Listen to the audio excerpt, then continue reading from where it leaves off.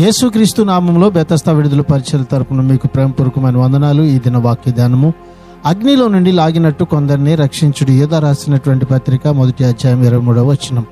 మనము మనుషుల స్థితిని జాగ్రత్తగా గమనించి దాని ప్రకారం చేయవలసినది చేయాలి. కొందరు సందేహములతో కొట్టుమిట్టాడుతూ నమ్మాలని ఇష్టపడుతూ ఉంటారు. కొందరు తీవ్రమైన ఆపదలో ఉంటారు.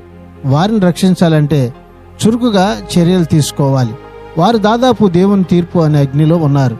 మరికొందరు విషయంలోనైతే మనము కూడా వారి పాపాల్లోకి ఏడవబడతామేమోనని జాగ్రత్తగా ఉండాలి. ఆధ్యాత్మికంగా స్థిరంగా ఉన్నవారు సైతం తాము విషం పరీక్షలకు, పాపం చేసే అవకాశానికి ఇక గురి కామని అనుకోకూడదు.